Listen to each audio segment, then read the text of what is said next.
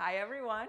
We are getting together with family tomorrow. I'm so excited. So today I'm going to spend some time in the kitchen prepping all the food so that tomorrow I can spend more time with my family instead of in the kitchen cooking all the food. So that is what I love to do when we have company at our house, is to do as much of the prep work ahead of time. And it just makes it so much easier. So that's what I'm going to do today.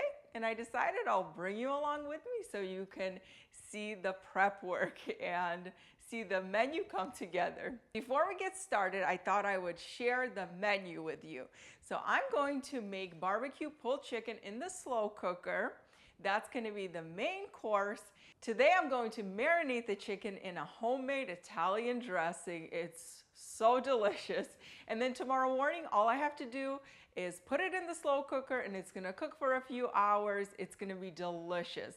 So like I said, that's gonna be the main entree.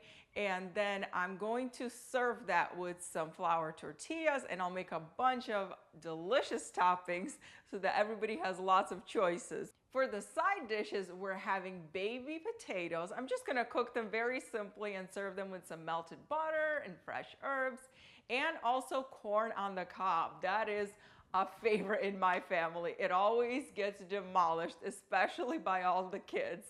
And that's another thing. We're having 8 adults and let me count how many kids. 10, 14, 16 children. Now some of them are really small, but still, that's a lot of people. And I know the corn is probably gonna be one of the favorites. And to finish it off for dessert, I'm gonna make an ice cream cake. It's getting really hot here in Florida, so I know an ice cream cake is going to be the perfect way to end the meal. I'm gonna start with making the dessert first. I actually do this almost all the time. I make the dessert, it's done, and then I don't have to worry about it, and I then focus on the rest of the menu. So I'm making an ice cream cake. It's gonna be a vanilla ice cream with strawberries in there. I'm using some homemade strawberry jam, and I'm gonna make a pretzel crust. I love the salty, crunchy crust of the pretzels. It goes so perfectly with the creamy vanilla ice cream, and then we'll add some fresh strawberries and whipped cream tomorrow. I'm just gonna add the pretzels right into the Ziploc bag. It's so easy. I'm just gonna take a rolling pin, crush the pretzels into crumbs, and then add the rest of the ingredients. I have the crust all ready to go. I'm gonna put it in the oven for about 10 minutes so that the crust bakes a little bit, and then I'm going to cool it. And then meanwhile, I have my ice cream that I'm going to soften. Now you don't want it to melt completely. You just want it to soften a little bit so you can put it in there, spread it out evenly. So I'm going to actually get the ice cream out of the carton, and I'm going to just use a mixer to just mix it through so that it's one consistency. It'll be easier for me to spread it out in the pan, and then also to add the strawberry swirls in there. I added the ice cream, and now I'm gonna add some strawberry jam. So this is homemade strawberry jam. It's softer than the one you would buy at the store. So if you're using store-bought jam, then take it out, mix it up first. That way you're gonna be able to swirl it in the ice cream much easier. And then we're just gonna put dollops of the strawberry ice cream on top of the surface of the ice cream. And then I'll just take a butter knife and swirl it through. This is so good with the vanilla. And then we'll add fresh strawberries on top of the cake as well. So anyway, I think this is very delicious. And you can add more or less jam depending on what you want to do. And obviously you can use other jam, other berries. And now I'm just gonna take this butter knife and swirl it through the ice cream. Kind of get it in there in the middle. And it makes it easier because the ice cream is softened. You can swirl it as much or as little as you want. You gotta get this thing in the freezer quick so that it doesn't melt all the way through. Okay, it's ready to go in the freezer. To go along with the barbecue pulled chicken, I'm gonna cut up some romaine lettuce, and then I'm also gonna make a coleslaw. That way people have two different options of what they prefer to put on their tortillas with the chicken. I'm going to cut up the cabbage and then also prep the celery and the carrots, and then I'll mix it all up together tomorrow. And then I'm also going to just wash this and cut it up, and that's gonna be ready to go for tomorrow. I don't like cutting up tomatoes ahead of time, so I'm probably gonna make like a Pico de Gallo fresh tomato salsa. So I'll chop it up and make that tomorrow. And the only other topping I'm gonna do is a avocado sauce, like avocado crema. It's avocados with sour cream, lime juice. It's really good, and I think it's gonna go perfectly with all of these ingredients. Meal prepping makes hospitality so much easier. That's why I like to invest my time ahead of time, because then I'm gonna be so thankful that I did it. And when we have our friends or family coming over to our house, I don't feel so overwhelmed or stressed out, and I have so much more time to spend with the people that we love. I think coleslaw pairs perfectly with anything barbecue, so I think it's gonna go really nicely with the pulled chicken. The really nice thing about coleslaw is that you can prep almost everything ahead of time. You can slice up the cabbage, grate the carrots, slice up the celery, and you can just store it in the refrigerator. You can even do this a few days ahead of time. If you want the cabbage to be a little more crispy, then make the dressing ahead of time and then bring it all together on the day that you're serving the coleslaw. Most of the time I do prefer to mix it with the dressing right before I'm serving the salad. Okay, that is done. Tomorrow, all I have to do is add some fresh herbs and the dressing, mix it together, and that's it. So I'm gonna wrap this up and put it in the fridge. Check out this pile of corn. We're gonna have a lot of people, so we need a lot of corn because everybody loves it. And I'm gonna start prepping it. I'm gonna shuck the corn, remove the leaves, and then I'm gonna wash it later.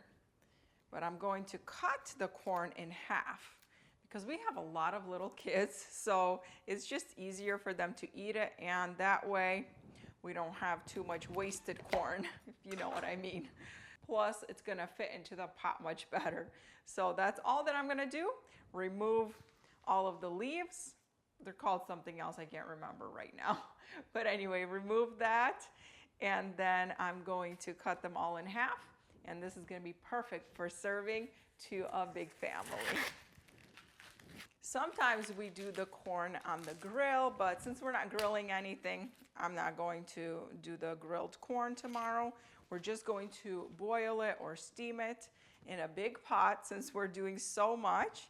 I've also done corn on the cob in the Instant Pot or in the oven. There's so many ways to prepare it.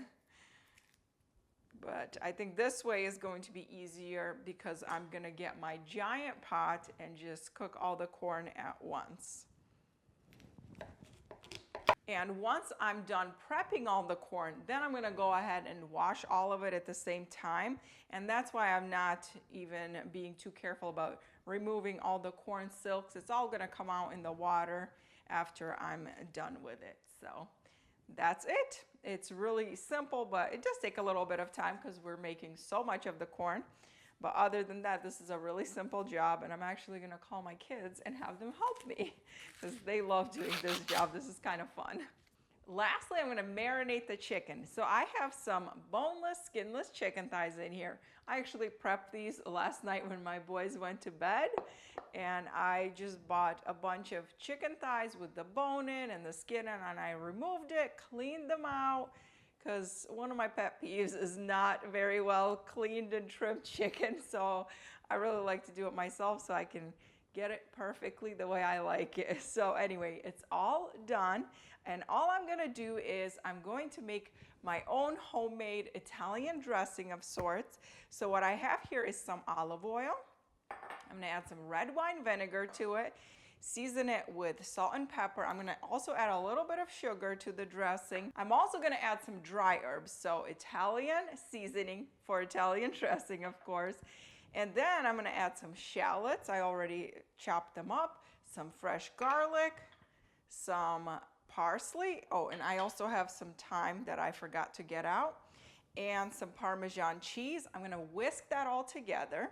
And then I like this all-purpose seasoning and this onion salt, and I'm going to season the chicken with that, and then toss it all together with the marinade and put it in my refrigerator. If you don't want to make your own dressing, you can use store-bought Italian dressing. It works great.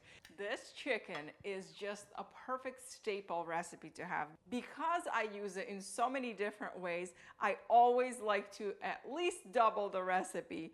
And if I'm already doing the work of prepping the chicken, making the marinade, I might as well go ahead and make more than I need. Then I put all that extra chicken in the freezer, and it is an easy meal for me sometime down the road, which I love having on hand. It is so nice when we are having a busy school day or when we're going somewhere and we can just put it in the slow cooker and we have dinner waiting for us. And you can grill this chicken, you can cook it in the oven, you can cook it on the stove. It's extremely versatile, and then you can use it in so many different recipes as well.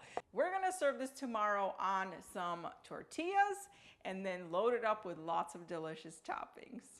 I made a lot of great headway with all of the food that we're gonna be serving tomorrow. In the morning, the first thing I'm gonna do is take out the chicken and put it in the slow cooker. And it's gonna cook for hours until we're ready to serve the food.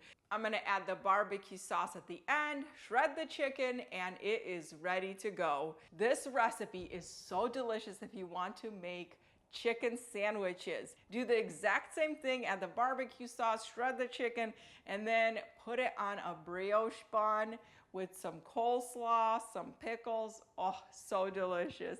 When we come home from church, the only things I have to cook are the potatoes and the corn. So I'll get those started. All I need to do with the potatoes is wash them, put them in the pot. Once they're cooked through, I'm gonna serve them with some melted butter and some fresh herbs. So good. The corn is also very simple. We're just gonna cook it in a big pot on the stove, and I'll get some helpers to help me put some butter on it right when it's piping hot. Along with the barbecue pulled chicken, we're also going to serve some pulled pork from Costco, and that one is super easy. It's all done, and I just have to take it out of the package, put it in a pot. I might even warm it up in the Instant Pot, and we just have to warm it through, and that's it. So that is super easy. And then we'll take out all the toppings. Most of it I already prepped. All I have to do is chop up the tomatoes and make the fresh tomato salsa, and that's it. Everything else is done. So we'll get all the toppings out, and everybody can customize their plate however they like. For the ice cream cake, all I have to do is get it out of the freezer, remove it from the springform pan, and add some whipped cream and fresh strawberries. I hope this video gave you some great ideas. With summer coming up, I think this is a perfect menu for so many different occasions. So I hope it inspired you to invite some people over and share a great meal.